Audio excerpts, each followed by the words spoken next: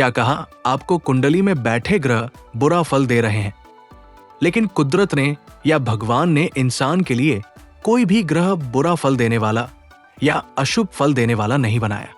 एक समृद्ध ज्योतिषी को ग्रहों से अच्छा फल कैसे ले, इसके बारे भली भांति ज्ञान होना जरूरी है।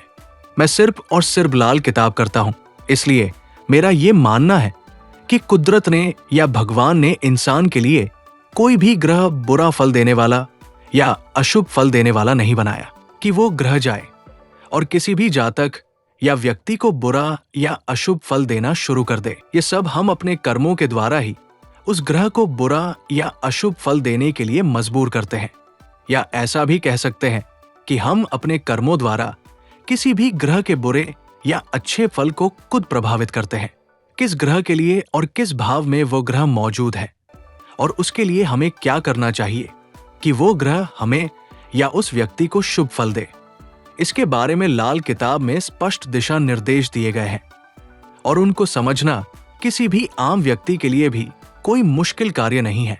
आप इसे परहेज के तौर पर भी ले सकते हैं, या ऐसा भी कह सकते हैं कि अमुक भाव में अमुक ग्रह होने से जातक को क्या करना चाहिए और क्या नहीं करना चाहिए। चलिए इसे विस्तार से समझने का प्रयास करते हैं। किसी उदाहरण से समझाया जाए तो समझना आसान हो जाता है।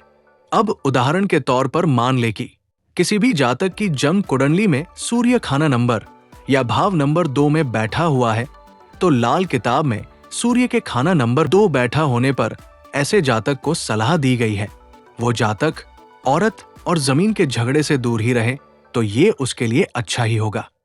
आप लाल किताब के उस पेज का अवलोकन कर सकते हैं।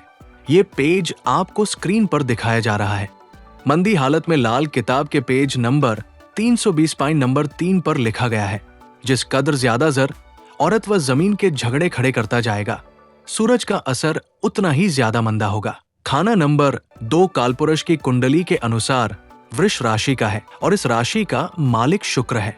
अब यहाँ पर लाल किताब से फलित करने का अपना अलग नियम है।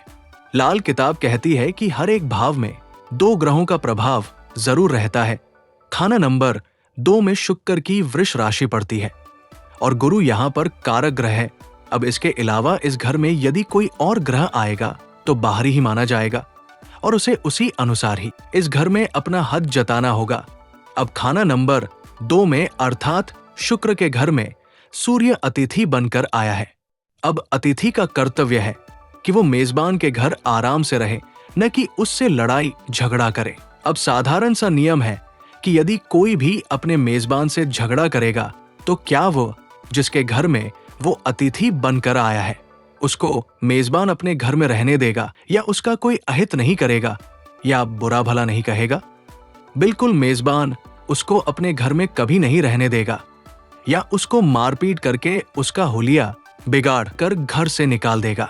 बस इसी नियम के आधार पर जैसे ही सूर्य 2 वाले ने मेजबान से यानी शुक्र से संबंधित औरत धन लक्ष्मी से झगड़ा किया तो पक्का कन्फर्म है सूर्य बुरा फल देगा, या ये समझ ले कि सूर्य के फलों में कमी हो जाएगी। अब ऐसे जातक की खुद की मर्जी वो सूर्य के शुभ फल प्राप्त करना चाहेगा या अशुभ फल। यदि ऐसा जातक शुभ फल प्राप्त करना चाहता है तो लाल किताब के नियम के अनुसार एक ही हिदायत है कि वो औरत और जमीन के झगड़े से दूर ही रहे, और इसके विपरीत यदि ऐसा जातक अशुभ फल लेना चाहता है तो औरत और जमीन के झगड़े में खुद को लिप्त कर ले। फैसला ऐसे जातक का खुद का ही होगा, अच्छा या बुरा। Please comment, like, share and subscribe my channel.